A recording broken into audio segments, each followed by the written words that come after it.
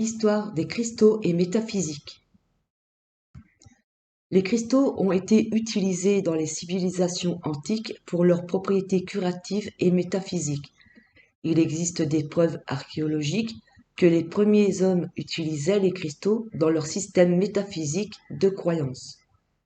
En matière d'utilisation des cristaux à des fins métaphysiques ou pour des raisons curatives, spirituelles, ce sont les structures atomiques cristallines combinées à la composition chimique du cristal qui sont censées émettre une énergie électromagnétique.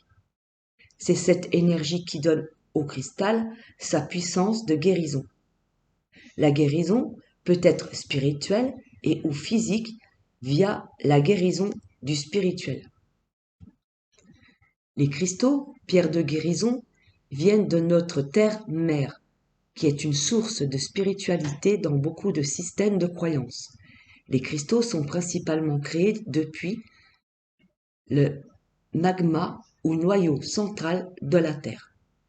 Les cristaux que quelqu'un achète afin de les utiliser pour sa propre guérison ou à des fins spirituelles sont passés naturellement par un processus géologique de chauffage, refroidissement et déplacement pour devenir ce que nous connaissons en tant que cristal.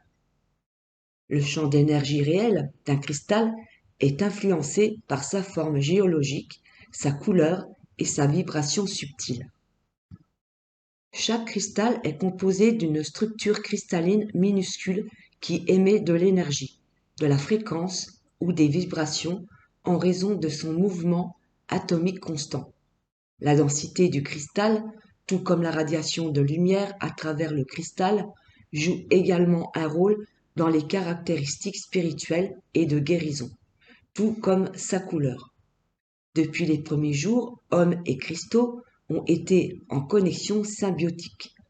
Il existe des preuves de cette connexion documentées depuis le 4e millénaire avant le Christ. Les civilisations antiques, telles que les Chinois, les Égyptiens, les Sumériens, les Grecs, les Romains, les chamans et les sorciers, guérisseurs, ont utilisé les gemmes afin de guérir de manière multiple, sous forme de poudre ou d'élixir, portés, transportés ou placés sur le corps et au cours de cérémonies et de rituels. Cette connaissance antique a traversé les temps jusqu'à nos jours et est encore accentuée par la popularité émergente de la santé et de la guérison holistique. L'utilisation des gemmes fait de nouveau son chemin dans la vie moderne.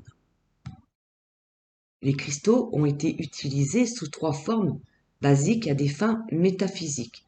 Ils peuvent être grossiers, polis ou sous forme d'objets tels que la bijouterie. Les cristaux grossiers sont sous leur forme naturelle. Ils sont cassés ou minés depuis la pierre vivante, parce que grossier signifie qu'ils sont laissés dans leur état naturel. Leur surface apparaît irrégulière et offre une sensation et une apparence rugueuse. C'est cette surface non traitée qui apparaît grossière, qui contient le plus grand pouvoir de guérison. Ils sont utilisés en les plaçant sur le corps, dans les mains en tant qu'outil pour des choses telles que la méditation, afin de soigner une personne. Les cristaux polis le sont avec de l'eau et du sable jusqu'à ce que leur surface rugueuse devienne douce. Ces types sont utilisés pour le toucher ou pour la bijouterie. Parce que leur surface est douce, ils peuvent être caressés ou touchés au cours de la guérison, mais également être transportés sur le corps ou dans la poche. Sur la planète, tout depuis les corps subatomiques, jusqu'au corps physique et au plus grand corps vibrant, contiennent une forme d'énergie dynamique. Tous les cristaux possèdent des cristaux minuscules qui vibrent et irradient de l'énergie. C'est parce que les atomes sont en mouvement constant et vibrent qu'ils émettent une fréquence énergétique. Avec ceci à l'esprit, tout comme nous sommes affectés par notre environnement et ce que nous faisons dedans, les cristaux le sont aussi. Tout comme ce que nous mangeons, le temps et les couleurs que nous portons nous affectent, les vibrations du cristal sont affectées lorsque nous le touchons ou l'utilisons. Ils absorbent et offrent de l'énergie à notre contact. Donc, la quantité de lumière à la fois absorbée et offerte par un cristal est également importante dans ses propriétés métaphysiques de guérison.